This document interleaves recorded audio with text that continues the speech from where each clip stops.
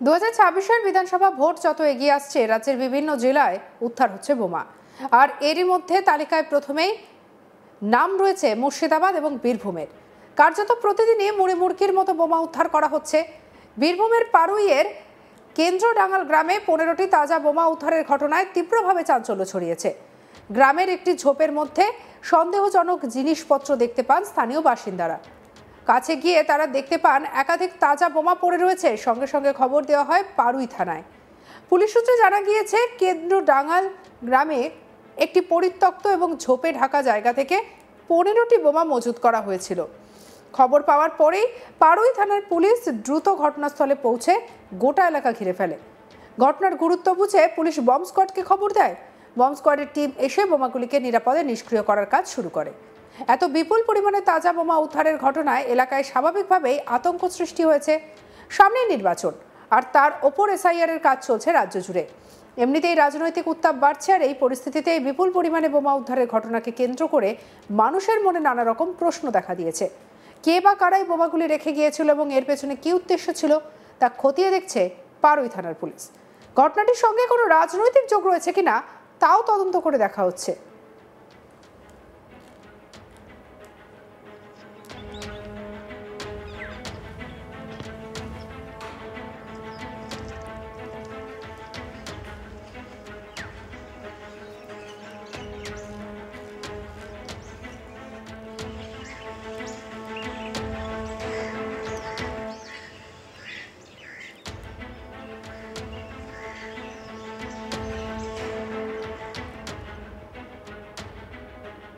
আবার এখানেই কিন্তু শেষ নয়।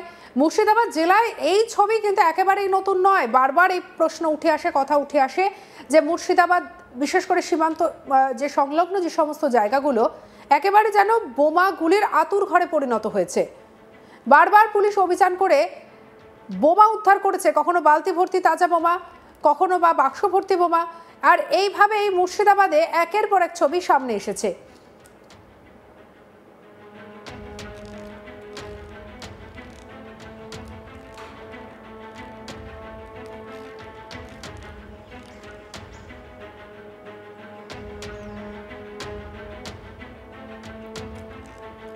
তবে বীরভূমে নতুন করে বোমা উদ্ধারের ঘটনায় একেবারে চাঞ্চল্য ছড়িয়ে পড়ল। 2026-এর বিধানসভা ভোট যত এগিয়ে আসছে, অনুব্রতর গড়ে এমন ছবি ধরা পড়ছে কেন প্রশ্ন উঠছে। বারবার এমন ছবি বীরভূমের মাটিকে বলা চলে যেন একেবারে উত্তপ্ত করে তুলছে।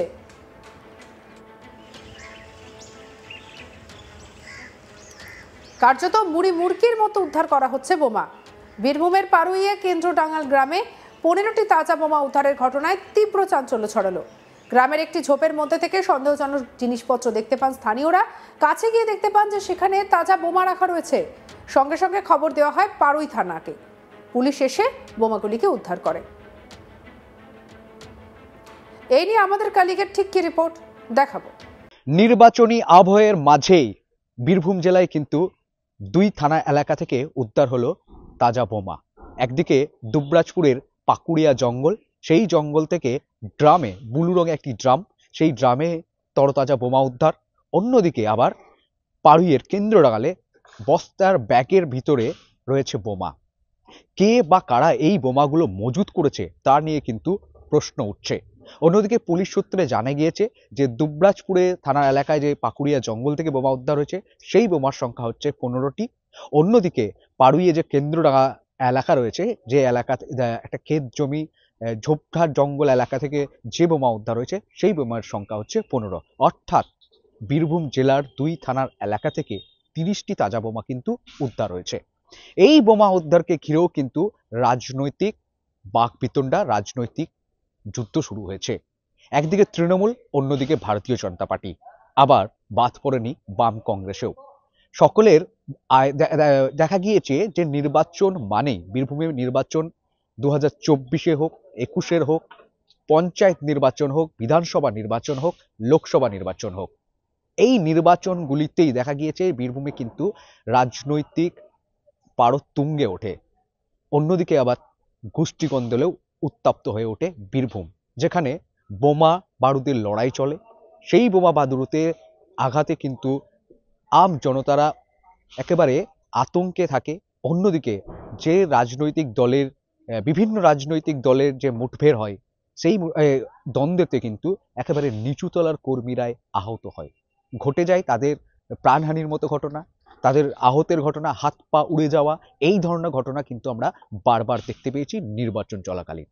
তো রীতিমতোই বীরভূম জেলায় 2 থানা এলাকা থেকে যখন এই বোম রিকভারি হয়েছে তা নিয়ে কিন্তু একেবারে ভারতীয় জনতা পার্টির তরফ থেকে শাসক দল তৃণমূলকে চরম খোঁচা দিচ্ছে। তারা বলছে এই বোম যে কিভাবে আসছে, কেন আসছে, নির্বাচন আসলেই, বাংলার বুকে নির্বাচন আসলে বোমা বের হতে শুরু করে। অন্যদিকে ভারতীয় জনতা পার্টির তরফ থেকেও বাংলার পুলিশকেও খোঁচা দেওয়া হচ্ছে, বীরভূম পুলিশকেও খোঁচা দেওয়া হচ্ছে।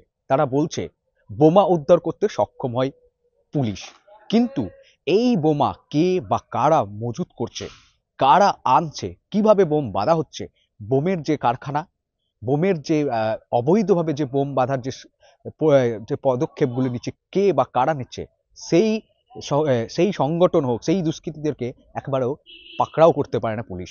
পুলিশ বোম রিকভারি করে, বোম ডিকম্পোজ করে, তারপরে কিন্তু সমস্ত কিছু ভুলে যায়। কিন্তু যখন রাজনৈতিক সংঘর্ষে উত্তপ্ত হয়ে ওঠে তখনই দেখা যায় এই বোমের আঘাতেই যে কোনো রাজনৈতিক দলের কর্মীরা আহত তো হচ্ছেই, সঙ্গে সঙ্গে স্থানীয় গ্রাম বাসিন্দারা তারা আতঙ্কে থাকেন।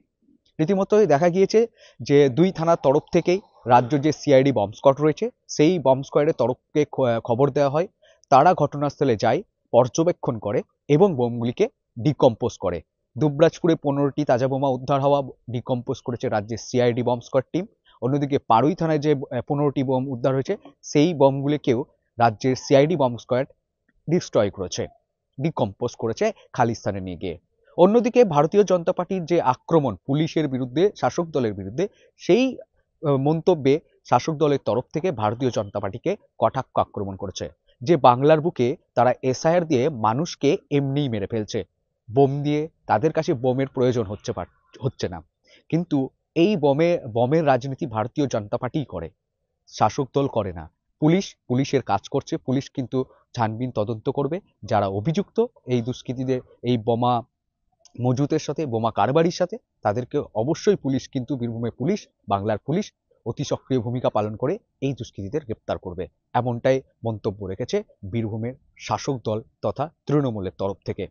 অন্যদিকে বীরভূম পুলিশের তরফ থেকে জানানো হয়েছে যে কে বা কারা এই বোমাগুলি মজুত করেছিল বা এভাবে কেন এইখানে ঝোপঝাড় এলাকায় যে রিকভারি হয়েছে, কারা এর সাথে যুক্ত রয়েছে, কি ধরনের বিষয় উঠে আসছে, সমস্ত বিষয় কিন্তু তারা তদন্ত প্রক্রিয়া শুরু করেছে বলে জানিয়েছে বীরভূম জেলা পুলিশ।